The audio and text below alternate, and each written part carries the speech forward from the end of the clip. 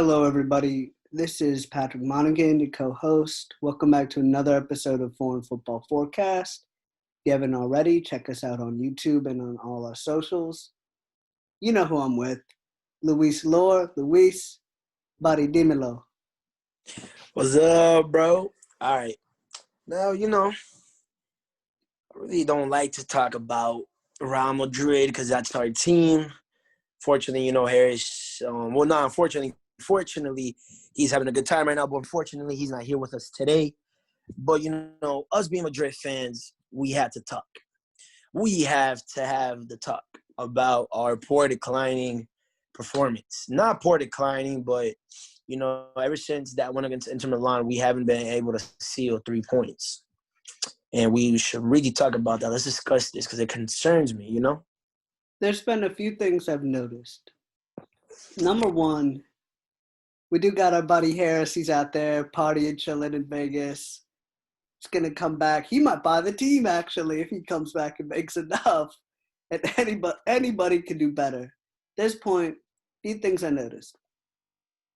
Poor at avoiding offside.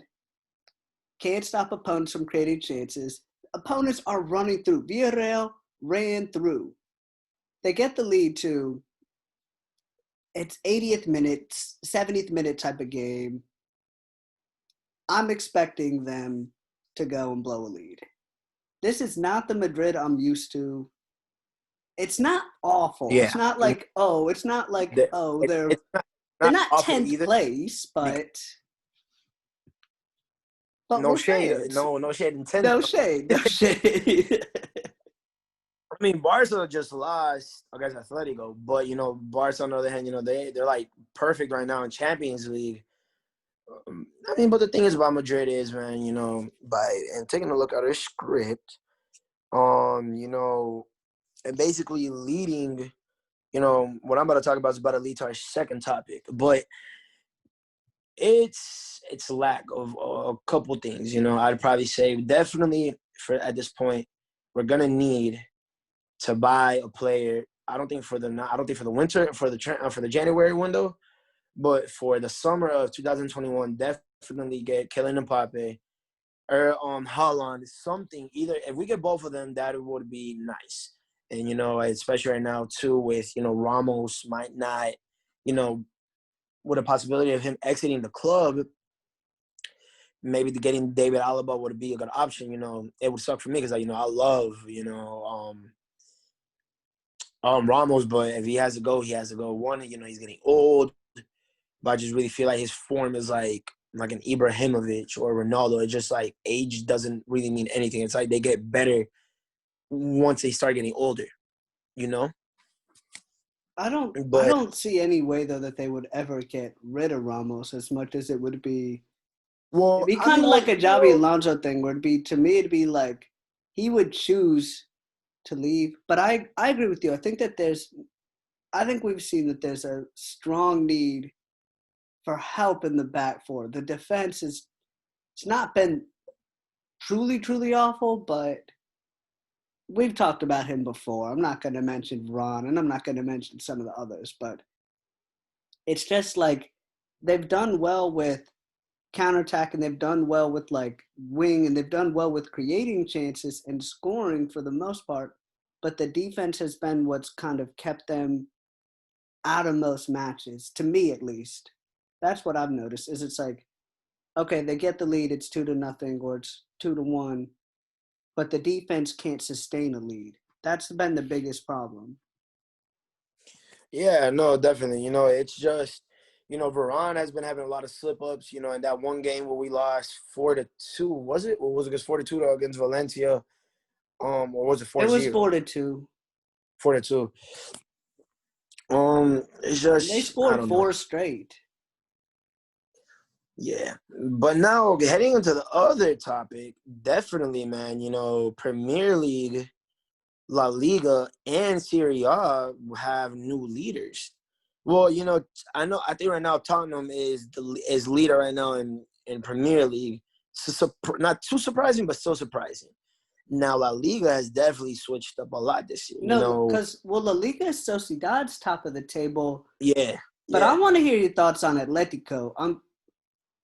in all honesty, what has really impressed me, it's been Oblak, okay, it's been Felix, Suarez, Llorente, Correa, Trippier, but Suarez in particular has been very impressive to me, and same with Felix. They've played really well.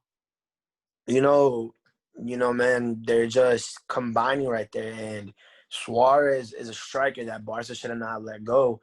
It's just a new team, but now by seeing this and seeing these performances, if Madrid keep it up, most definitely, Real Madrid and Barca won't. What can I say? They're gonna be that one team that they're just gonna start dying down, like a Man U, like an AC Milan, and they really gotta both of those teams. They gotta step up because in a couple of years from now, it might not even be them being the big dogs anymore. They might just be one of the big dogs, but they won't be like, oh, like yo, be careful with him, or not, be careful with that team or the other. Because now you see Real Sociedad is like already on top. There's a couple more which I don't really remember who's on the bottom, but football is changing, man. Football is definitely changing. And if Barca were to get rid of Messi, I really feel like Barca most definitely And it's a question with Barca as far as can they afford to retain most of their players? Yeah, hold on, Yeah. bro. I'm just gonna put mute real quick. Hold on, my bad. I'm saying, oh, it's not recording. Okay, here we go. My No, bad. it's recording. Okay.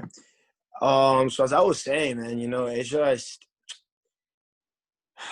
soccer's changing, and unfortunately, it's like that hype, that rivalry between them isn't really as big as it used to be, like 4 to 5 years ago. It's not. There's no more Ronaldo. There's basically a Messi there, but it's like a Messi that doesn't want to be there.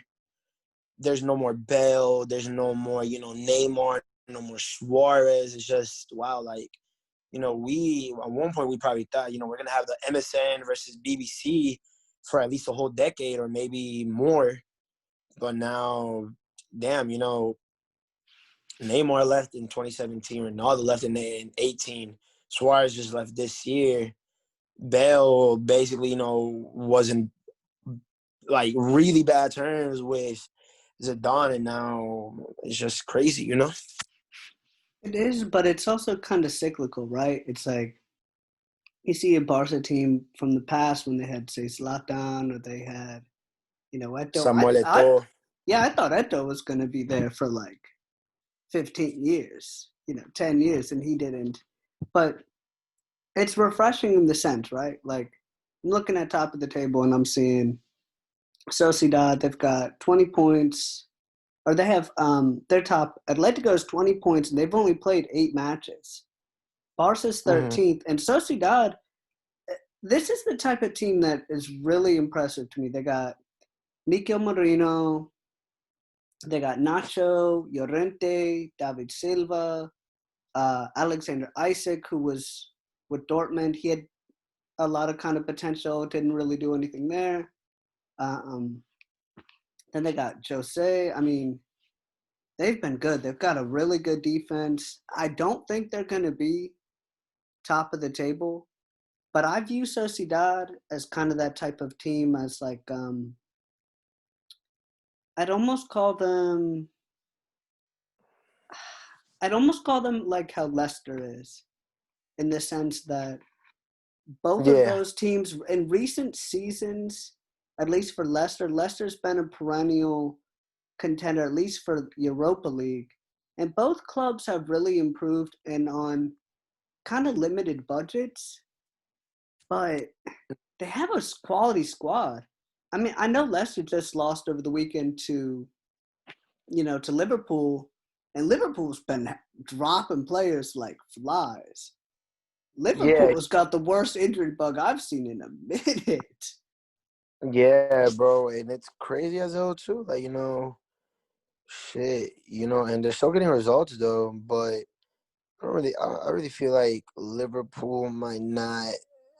I feel like they might lose that form. in maybe 2 to 3 years from now, I don't think they're going to maintain the same team anymore. Like, that's just my honest opinion. They might go back to that Liverpool.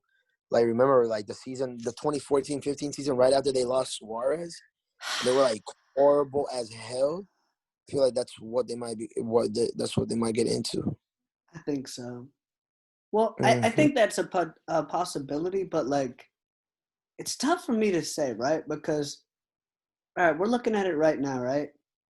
And we got Mm-hmm. Tottenham and Liverpool got 20 points. Here's what I wonder. Does Tottenham have it in the tank to go and really last the whole season? A lot of times with football, we look at things and there's this reactionary nature to where, oh, they've been doing so great, blah, blah, blah. Look at this, they're got 30 points through like, 15 games or like 12 games, whatever. Mm-hmm. And it's like, it's not thinking in the long term. I think Tottenham, if anything, this is their year to try to win. But knowing Tottenham, not to be disrespectful to Tottenham fans, but I don't know if they have it within them. I think that's why they got Mourinho though. Mourinho's is what they hope is going to guide Tottenham to the end of the season and lead them to on top. I don't know if that's going to work, but I think that's what they were thinking. No, definitely. And I was thinking about it. I was thinking about it the other day, and for some reason, I feel like it's only like the third week of the season, but literally, man, time has flown by, like flying by. That we're already in September, October, November. Like we're already in the fourth month of now the 2021 season, and there's only like 5 months left, or like 6. Like, and I don't really think these teams are really gonna lose that form at this point, because it's already been 4 months. It's not something where you can say. I mean, I use it as an example, and I'm praying this doesn't happen to us. Ecuador in the 2018 World Cup qualifiers, where in 2015 won all 4 games. 2016 rolls in, and we're letting teams beat us in Quito with the altitude. I don't think right now with these clubs, I feel like how the table is right now for La Liga specifically, because it's in the Premier League, those teams that are like top 3, they're going to keep fighting. They're not just going to lose form like that. I would say Man City and United, they're not – Arsenal, I don't think they'll be making a top 4. I don't think so. I personally don't think. Maybe, but it's definitely, a whole different look this time. Is this It's where like Wolves come in? And is this where do Wolves in the Southampton maintain that level throughout? I feel like if anything, it's going to be Leicester. I think if any team's going to stick top 4, I would think Leicester could make it, because I feel like it's going to be Tottenham, Liverpool, Chelsea. I feel like those are at least top 3. I'm not saying in a particular order. I think it's wild. Although I'm sticking with Liverpool. I know I had said that in the past. I'm sticking with the prediction, but the real question is who's going to be number 4. I honestly think Leicester. Jamie Vardy arguably is Jamie Vardy's frankly is one of the best strikers in the Premier League right now. He's been playing phenomenal, and they've had injuries too. They didn't have Ricardo Pereira. Soleimani hasn't been playing. I think he's been kind of out of form. They've got a lot of interesting pieces. I don't know. I feel like they're going to be top 4. Yeah, no, for sure. I mean, I would say, what did I say? Man, I don't know. Honestly, I really feel like we should really have this conversation around March or February. Fair point. Fair point. Yeah, fair point. Because right now, though, dude, it's only been 9 matches played. I'm just like, wait, what?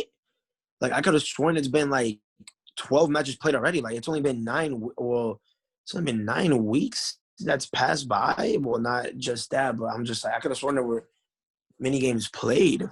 I think what makes things complicated is you look at the difference, right, between domestic and international. Champions League has been being played like every week, basically. That's what makes things confusing to me. Is it's like you see it and you're like, okay, we're already almost done with group stage, and it feels like things have been going really fast. Yeah. But like you said, only 9 games, and that's what makes. Look at some of these other matches. You know, we were talking. Got Serie A, we've got Bundesliga. Got that's the thing is it's like I'm trying to see out of honestly out of all 4 leagues, every single one is still wide open, and I think it's going to be wide open until March, like you said. Yeah. You know, I personally think, bro, from what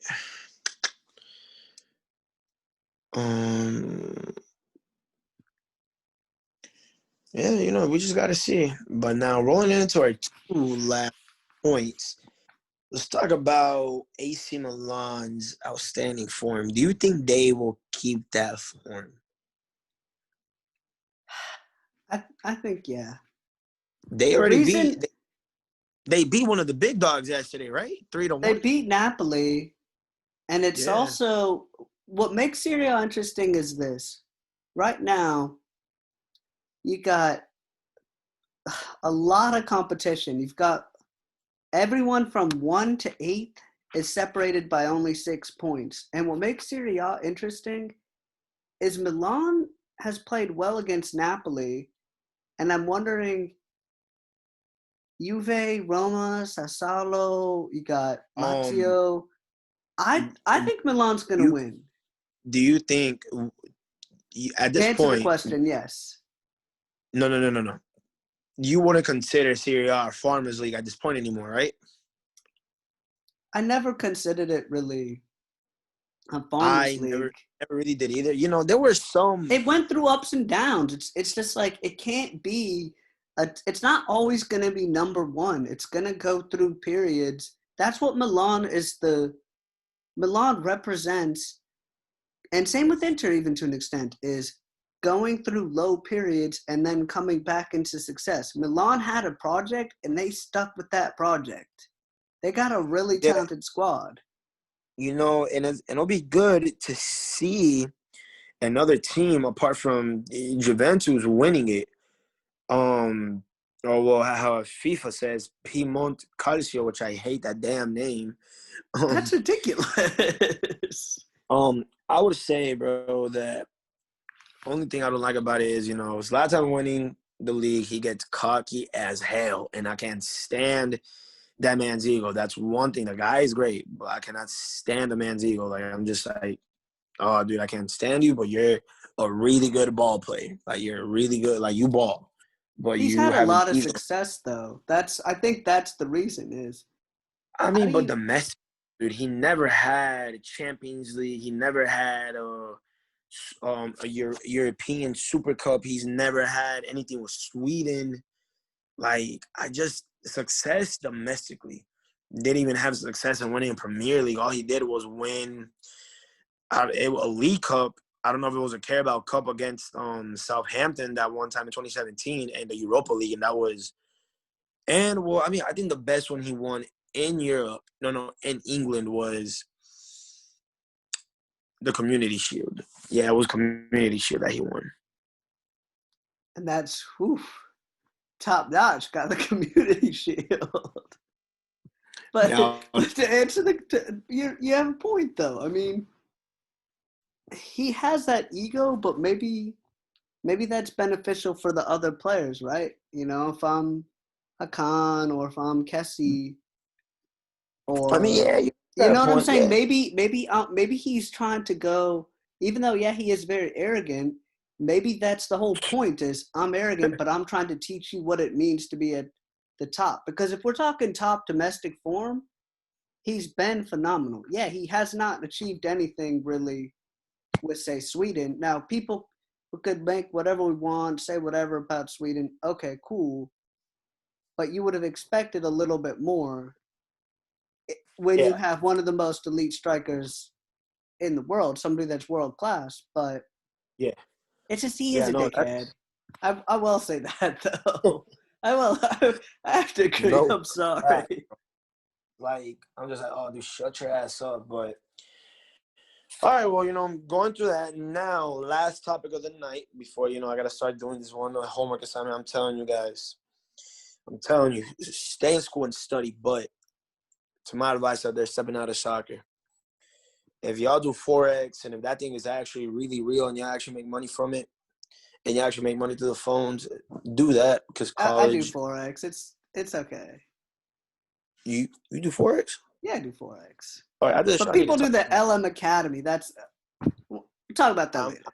well, yeah. No, when you come here to start, you're gonna have to show me something. Honestly, it'd be nice to make some bank through my phone. Okay. So let's talk about the transfer window. January to be exact, because I do not want to go into the summer because there could be during mid-season, and Pape might join Liverpool and we might just get some random ass player. But let's talk about the January transfer window to wrap it up. So what do you think? What do you think is coming up? If I'm looking at it, I'm thinking Madrid's going to have to go. Might get a backup center back. I'm thinking with Tottenham, probably going to look for backup forward. Liverpool, basically everything just for depth. Actually, Liverpool straight. Leicester, not sure. And then even Barcelona, I see Barcelona staying pat. I don't see Atletico getting and picking up anybody. I think it's going to be kind of quiet. I think it's going to be quiet because of COVID. And also, I don't know. I just feel like if I'm Tottenham or I'm Leicester or I'm Atletico or I'm, Inter or I'm Roma, Mm-hmm. I wouldn't say stand pat, but I don't think we're gonna see too many moves. I Yeah. honestly haven't been focusing on the transfer Yeah, window I that much. haven't really either. But for anybody that watches our show, stay intact with us. We're promising, to upload almost every week and to communicate out there with y'all. Your boy next semester only has one class left. So I'll have a lot more time on my hands to, be focused more on the group now. But I'm trying my best to attend. But that was all for tonight, guys. To any of our supporters, followers, subscribers, we appreciate y'all and much love to y'all. You know where to find us. Appreciate it, Luis. As always, thank you guys for another episode. And we'll stay in touch and we'll be posting even more. And